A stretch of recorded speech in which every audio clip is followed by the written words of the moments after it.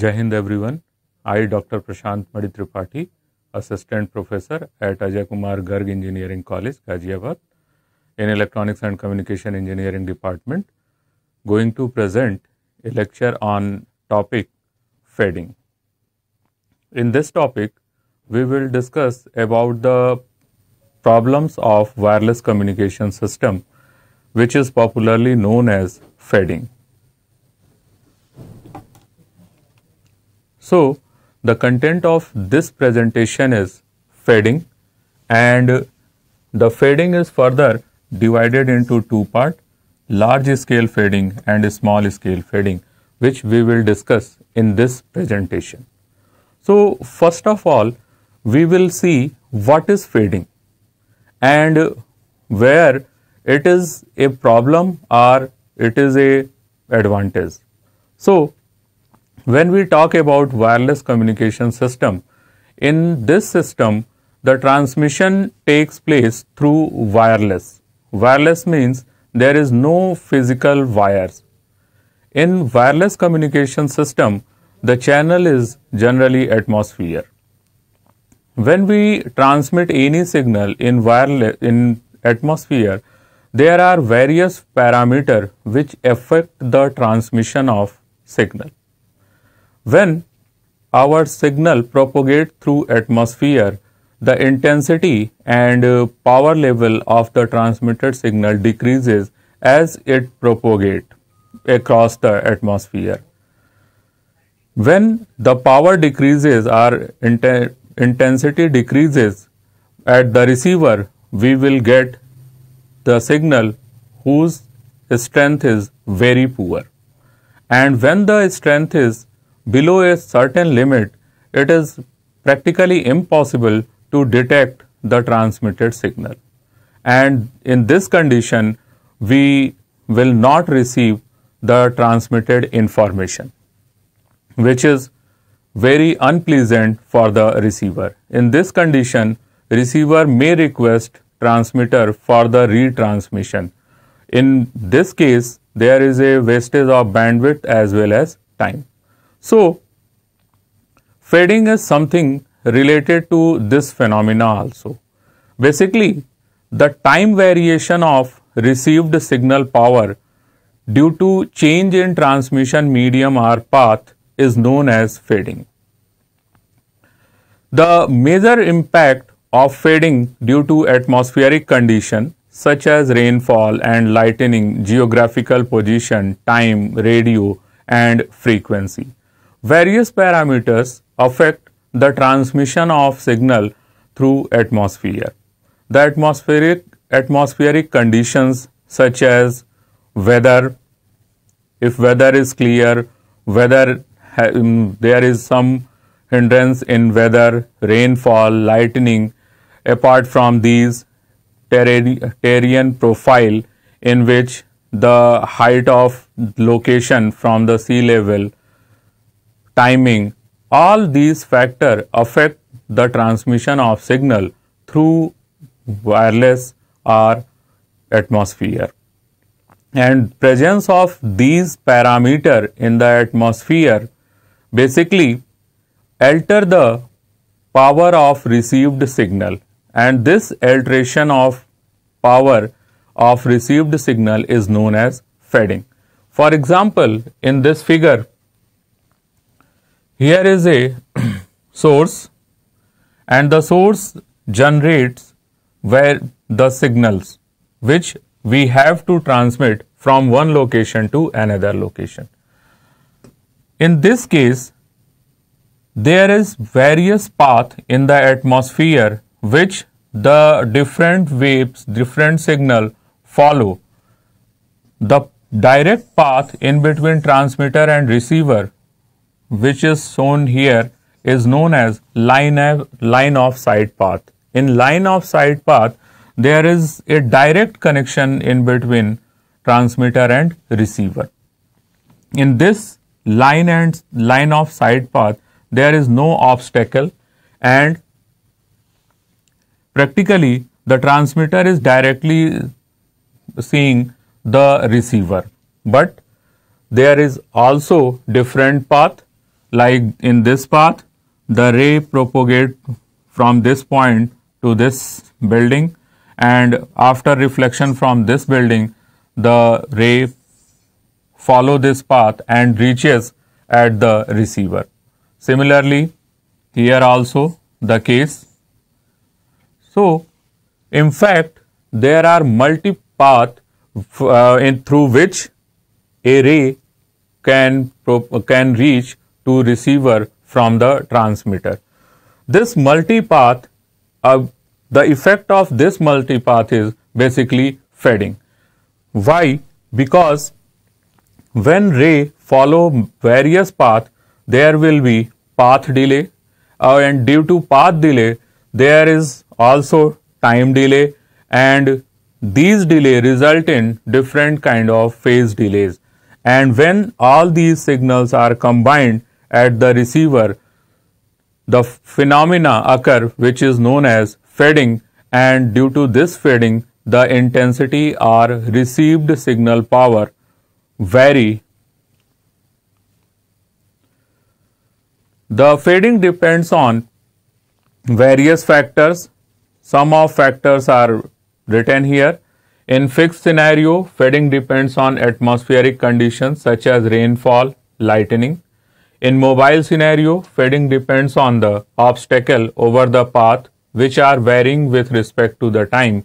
These obstacles create complex transmission effect to the transmitted signal.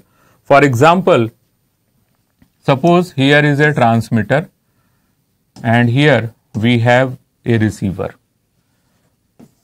The line of sight path is demonstrated in this way. Now, I can suppose here is a car which is moving in this direction.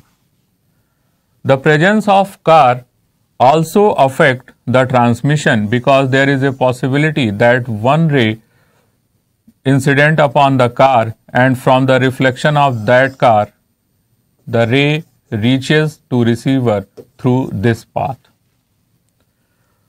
After some time, when the car moves in forward direction, there is no such kind of reflection. So, such type of scenario is complex in wireless propagation, and they must considered for a good quality of reception, because the presence of this car, it cannot be neglected when we talk about fading. The fading is further divided into two parts. One is large scale fading, second is small scale fading. The large scale fading basically arises due to path loss and shadowing, while small scale fading is further divided into multi-path delay spread and Doppler spread. Doppler spread is again divided into two parts, fast fading and slow fading, where multi-path delay spread is divided into flat fading and frequency selective fading. Now, when we talk about large scale fading, so large scale fading is basically attenuation in free space, and as we know that when a signal transmit over a large distance, the strength of signal decreases as the path of transmission increases.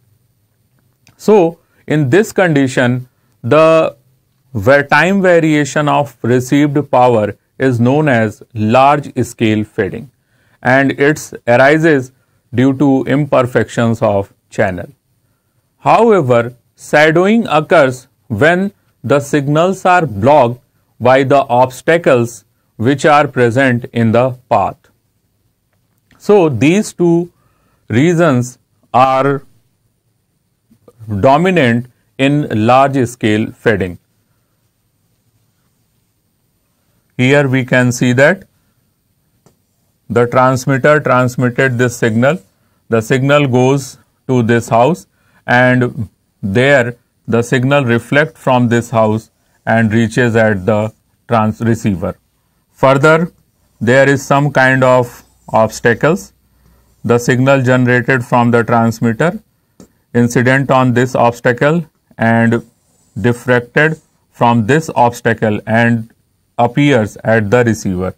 Similarly, in this case, the signal generated from the transmitter incident on the tree, and from the tree it appears at the receiver. Now it is clear that all these paths have different length. So each signal appears at this receiver at different time instant with different path length, and when all these signals are combined at the receiver, we will get inter-symbol interference also. Similarly, in a small scale fading, the fluctuations in signal strength and phase over short distance and a small duration of time.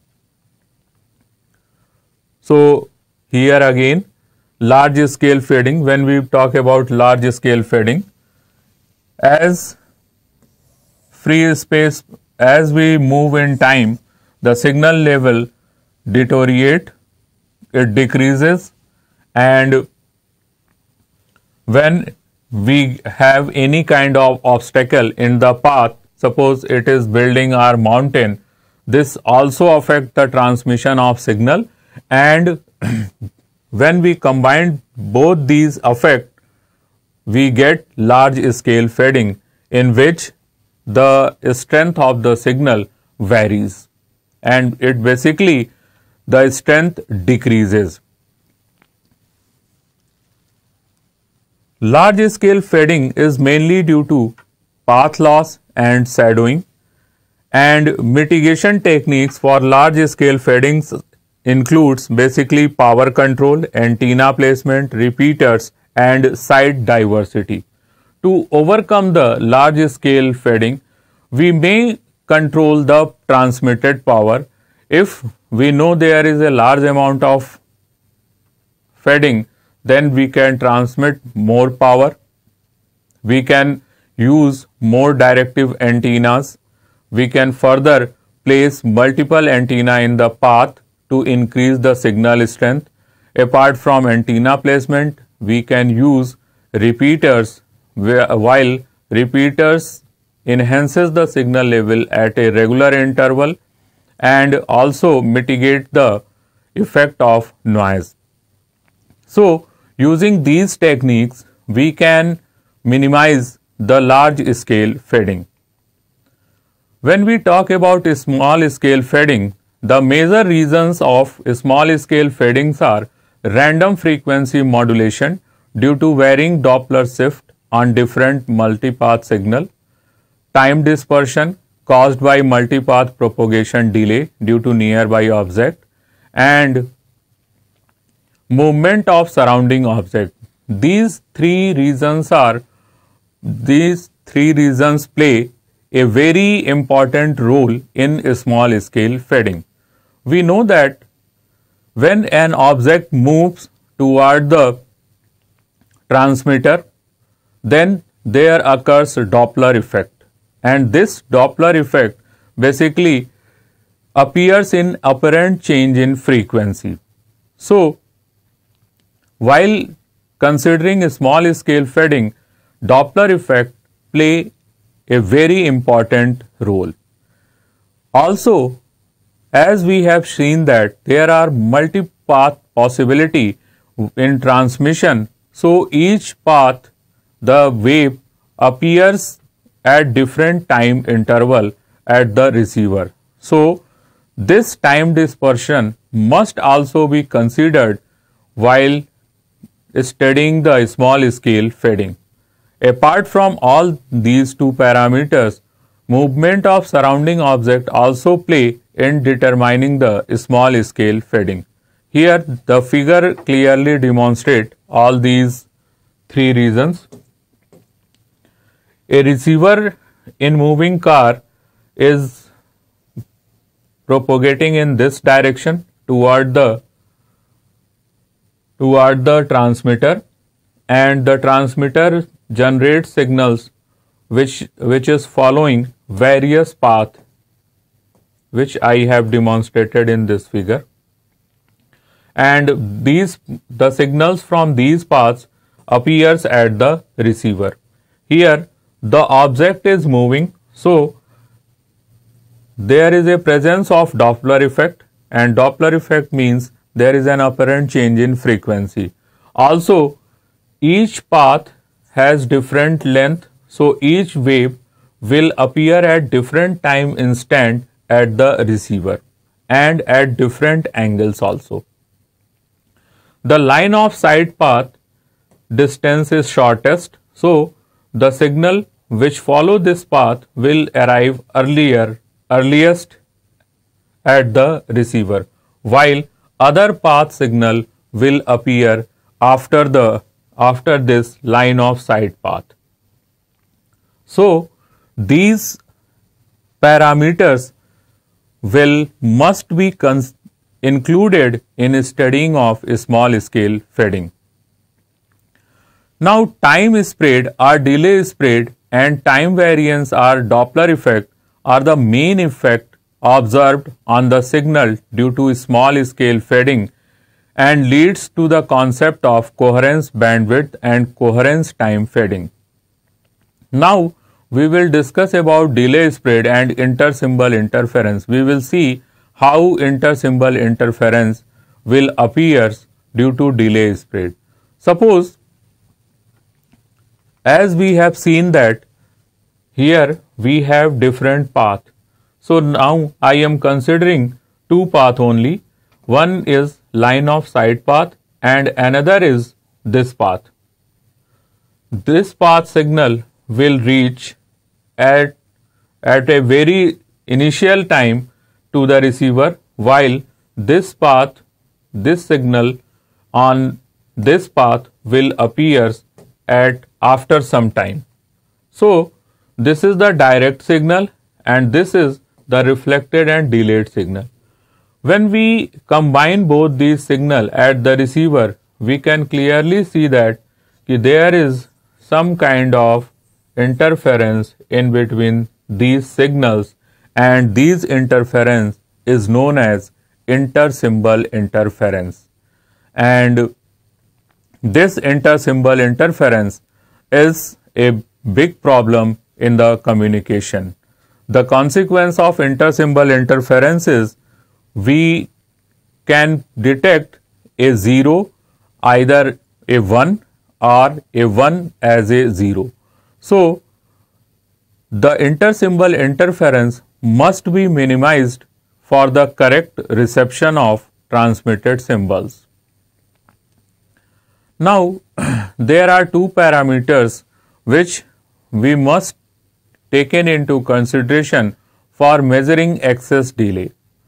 So as we have seen that we have different path option and the signal propagate through these various paths.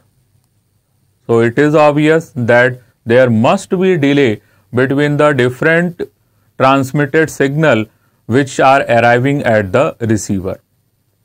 There is some finite delay between the time at which the antenna receives the first copy of the signal on the shortest path and that at which it receives the last copy of the same signal on the longest path.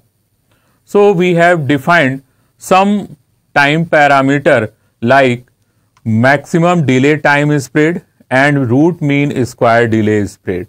When we talk about maximum delay time spread, it is the total time interval during which reflections with significant energy arrive.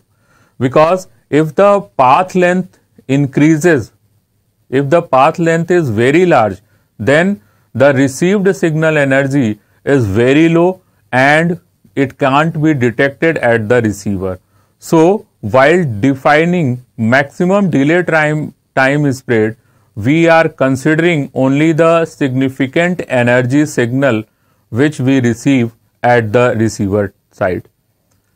Similarly, when we define root mean square delay spread, it is the standard deviation value of the delay of reflection weighted proportional to the energy in the reflected waves.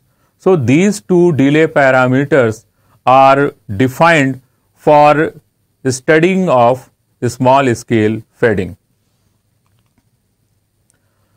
To reduce the inter-symbol interference, we uses various kind of equalizers, orthogonal frequency division multiplexing, in which we minimizes the inter-symbol interference using cyclic prefix.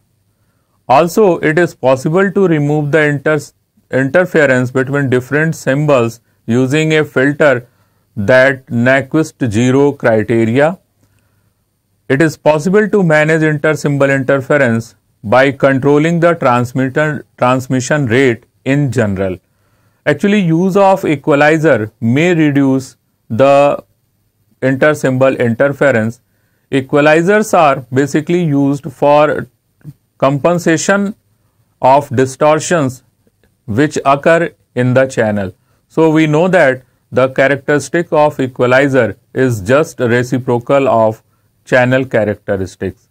Orthogonal frequency division multiplexing techniques are also very powerful for minimizing the inter-symbol interference, in which we uses different orthogonal subfrequency which minimizes the inter-symbol interference. With the help of Nyquist criteria, zero inter-symbol interference criteria, it is also possible to reduce the inter-symbol interference. Here we have demonstrated the inter-symbol interference due to delay spread. The different waves arrived at different time, which we have shown here. This wave is arrived at tau 0, this is arrived at tau 1, and this is arrived at tau 2. Now, when we add all these signals, we will get this kind of signal which is entirely different from the transmitted one, and this symbol clearly shows the effect of inter-symbol interference. In this condition, it is quite difficult to correctly detect the transmitted signal. Now, we will discuss about the coherence bandwidth. Coherence bandwidth is very useful in defining the fading, and we must concentrate on this coherence bandwidth, because when we classify the small scale fading, we need the coherence bandwidth. Coherence bandwidth for a reliable communication without using adaptive equalization or other anti-multipath technique, the transmitted data rate may be much smaller than the inverse of the RMS delay, called the coherence bandwidth. The channel transfer function remains virtually constant over the channel bandwidth. Actually, over the coherence bandwidth, the channel response is usually flat. Over this entire frequency range, the channel behavior is constant. Now, when we talk about resolvable path, a wideband signal with symbol duration Ts or a direct sequence code division multiple access signal with chip time T chip can resolve the time dispersion of the channel with an accuracy of about Ts. For direct sequence code division multiple access technique, the number of resolvable path is NP round T delay by T chip plus 1, where round x is the largest integer value, is smaller than x, and T delay is the total length of the delay profile.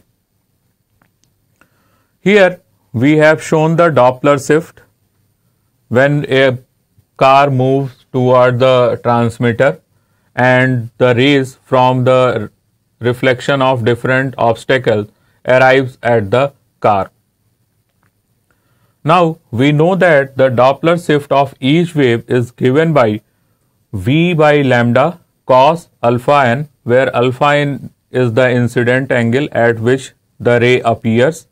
V is the velocity and lambda is the wavelength. Now the maximum Doppler shift is divided by nu by c into fc. Here we have taken a numerical to observe the effect of Doppler shift. A vehicle receives a 910 megahertz transmission while traveling at a constant velocity of 15 seconds. The average fed duration for a signal level 10 dB below the RMS level is 1 millisecond. How far does the vehicle travel during the 15-second time duration? Assume that local mean remains constant during travel. So we know that the RMS time TF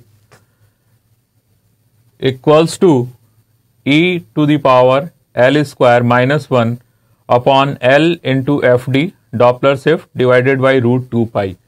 We have given all these values. When we put all the values in this time duration, the change in frequency is 132.8 Hertz.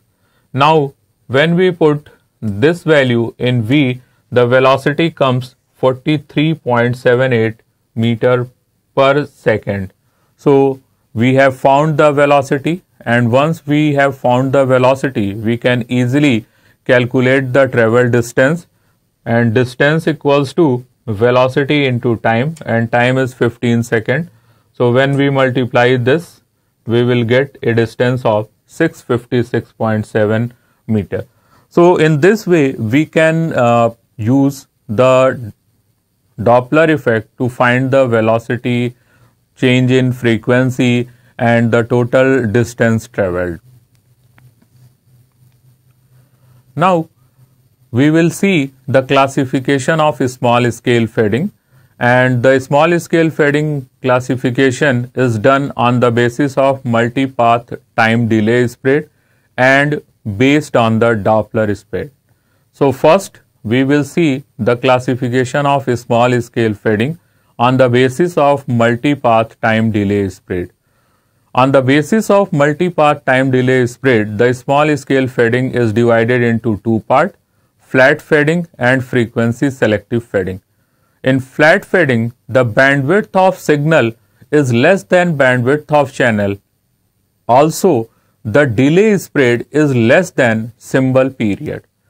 It is clear that when the bandwidth of signal is less than bandwidth of the channel, then we can successfully transmit the signal over the channel.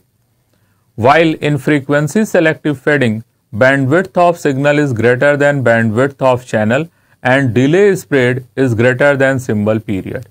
When the bandwidth of signal is greater than bandwidth of channel, in that case, some of the frequency component of signal which lies outside the bandwidth of channel may attenuate or suppress from the channel, and at the receiver side we can get the variation in strength of the signal.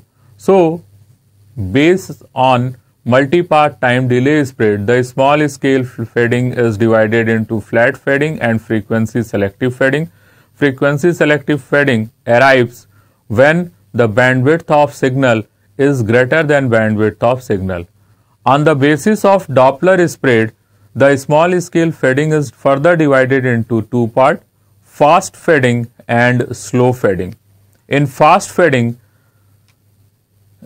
the Doppler spread is high, coherence time is less than symbol period, and channel variation is faster than baseband. While in slow fading, the coherence time is less than symbol period and channel variation is slower than baseband signal variation. So this was the classification of small scale fading. Thank you. These are the references which I have used while preparing these PowerPoint presentations. Thank you.